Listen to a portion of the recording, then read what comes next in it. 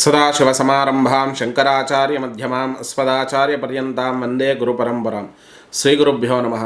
2024 సంవత్సరంలో శ్రీ క్రోధీనామ సంవత్సర ఉగాది పంచాంగ శ్రవణ సందర్భంగా ఈ క్రోధీనామ సంవత్సరంలో మరి కన్యారాశి వారికి ప్రస్తుతం ఉన్న గ్రహస్థితి ఆధారంగా గోచార ఫలితాలు సంవత్సరం ఎలా ఉంటాయో చూసే ముందు కొత్తగా ఛానల్ చూస్తున్న వాళ్ళు మన విఎన్ఆర్ క్రియేషన్స్ని సబ్స్క్రైబ్ చేసుకోండి, వీడియోని లైక్ చేసి షేర్ చేసి కామెంట్ చేయండి.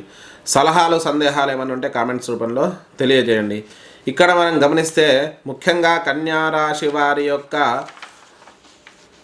నక్షత్రాలు చూసుకున్నట్టయితే ఉత్తరా నక్షత్రం 2, 3, 4 పాదాలు, హస్తా నక్షత్రం 1, 2, 3, 4 పాదాలు, చిత్తా నక్షత్రం 1, 2 పాదాలు. ఇక ఆదాయ వ్యయాల గురించి మనం గమనిస్తే ఆదాయం 5, వ్యయం 5, అలాగే రాజపూజ్యం 5, అవమానం 2. మరి సరి సమానంగా అన్నీ ఉన్నాయి. అవమానం తక్కువగా ఉంది, రాజపూజ్యం ఎక్కువగా ఉంది. సంఘంలో మర్యాదలు పెరగడం, అలాగే మంచి ఆర్థికాభివృద్ధి కూడా జరుగుతుంది. ఇక దాంతోపాటు గ్రహస్థితి మనం చూసుకున్నట్టయితే బృహస్పతి మే 1వ తారీఖు నుండి 9వ స్థానంలో రజతమూర్తిగా ఉన్నాడు. ఇక దాంతోపాటు శని 6వ స్థానంలో తామ్రమూర్తిగా ఉన్నాడు. ఇక దాంతోపాటు రాహుకేతువులు 7, 1 స్థానాల్లో రజతమూర్తులుగా ఉన్నారు. మరి ఈ గ్రహస్థితి ఆధారంగా మనకు ఒక్కొక్క గ్రహం ఎలాంటి ఫలితం ఇస్తుందో చూద్దాం. ఇక్కడ బృహస్పతి మనం చూసుకున్నట్టయితే బృహస్పతి కన్యారాశికి 8వ సంచారం, తర్వాత 9వ సంచారం ఉంది.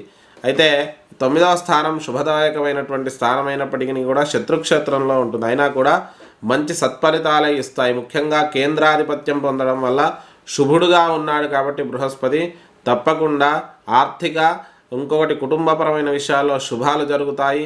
దాంతోపాటు స్థిరాస్తుల కొనుగోలు విషయంలో అనుకూలత ఉంటుంది. వివాహ విషయంలో అనుకూలమైనటువంటి వాతావరణం ఉంటుంది. వివాహ యోగం అనేది కలిగే అవకాశం ఈ రాశి వారికి ముఖ్యంగా సూచిస్తుంది. అలాగే మరి దాంతోపాటు ఇక్కడ మనం చూసుకున్నట్టయితే శని 6వ స్థానంలో ఉన్నాడు. పంచమ షష్ఠాధిపతి ఆధిపత్య శుభుడవుతున్నాడు కాబట్టి శని శుభాలనే ఇస్తాడు. తప్పకుండా మంచి అనుకూలమైన రుణబాధ నుంచి బయటపడేయడం, దాంతోపాటు సంతాన ప్రాప్తి, సంతాన విషయంలో శుభాలు జరగడం అయితే ఈ శని ప్రభావం వల్ల జరిగే అవకాశం ఉంది. అలాగే ప్రతి విషయంలో కూడా కొంత అనుకూలమైన వాతావరణం ఏర్పడుతుంది.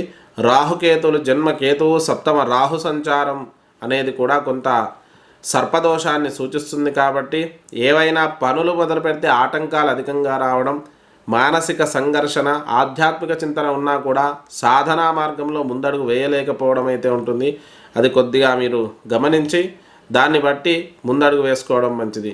ఇక 7వ రాహు వల్ల ఏదో రకమైన అనిశ్చితి అనేది ఉండే అవకాశం మనకు సూచిస్తుంది.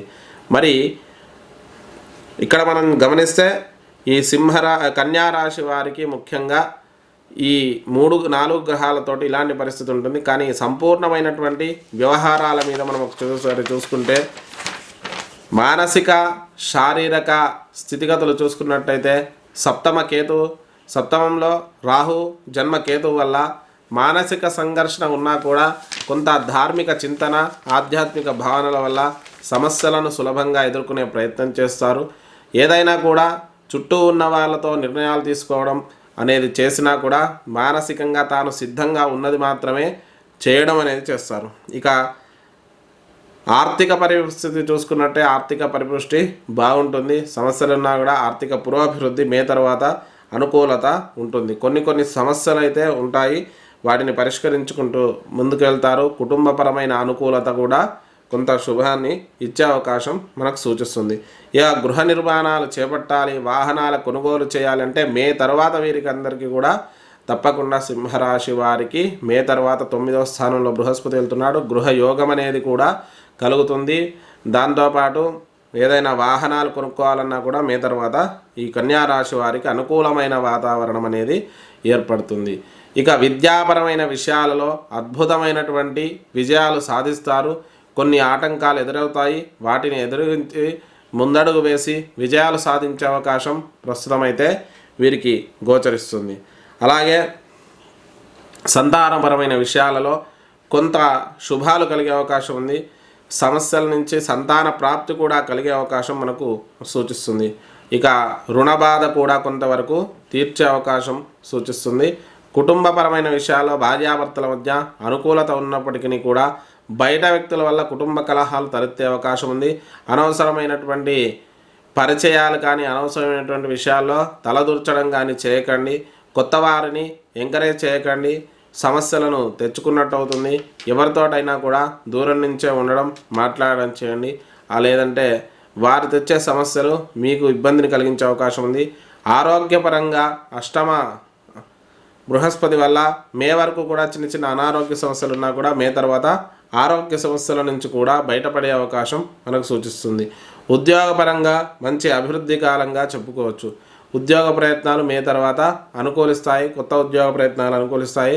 ప్రమోషన్లు, స్థానచలనాలు కూడా కలిగే అవకాశం మనకు సూచిస్తుంది. ఉద్యోగ విషయంలో గవర్నమెంట్ ఉద్యోగ ప్రయత్నాలు కూడా కొంతవరకు అనుకూలించే అవకాశం ఉంది. ముఖ్యంగా వ్యాపార రంగంలోని వారు అద్భుతమైనటువంటి ధనయోగాన్ని పొందుతారు. మంచి లాభాలను మే తర్వాత ఎక్కువగా పొందే అవకాశం ఉంది. ముందు కూడా కొంత అనుకూలత అయితే సూచిస్తుంది. ఇక దాంతోపాటు సినీ రంగాల వారికి మంచి విజయాలు దక్కుతాయి. మంచి అద్భుతమైనటువంటి యోగం కలుగుతుంది. రాజకీయ నాయకులకైతే మంచి విజయాలు మే తర్వాత దక్కే అవకాశం మనకు సూచిస్తుంది. ఇక సినీ దాంతోపాటు చేతి వృత్తుల వారు కూడా మంచి అద్భుతమైనటువంటి యోగాన్ని పొందుతారు. వ్యవసాయదారులకు కూడా మంచి అనుకూలమైన వాతావరణం అనేది కలుగుతుంది. అలాగే మంచి పాడి పంటలు చేతికి అందడం, వారు అనుకున్నది సాధించడం అయితే ఉంటుంది. చేతి వృత్తుల వారు కూడా తమ యొక్క వ్యాపార అభివృద్ధి చేసుకోవడం తర్వాత అనుకూలత ఉంటుంది. రవాణా రంగాలకు సంబంధించిన వారు కూడా అద్భుతమైనటువంటి అనుకూలతలను చేకూర్చుకుంటారు. ఇక దాంతోపాటు కుటుంబంలో చిన్న చిన్న సమస్యలుంటే మాటలతో పరిష్కరించుకునే ప్రయత్నం చేయండి. ఐశ్వర్య ప్రాప్తి కూడా కొంతవరకు కలిగే అవకాశం సూచిస్తుంది. ఖర్చులు అధికంగా ఉండడం అనేది మనం గమనించవచ్చు. ఇక కన్యారాశి వారికి ముఖ్యంగా కన్యారాశి వారికి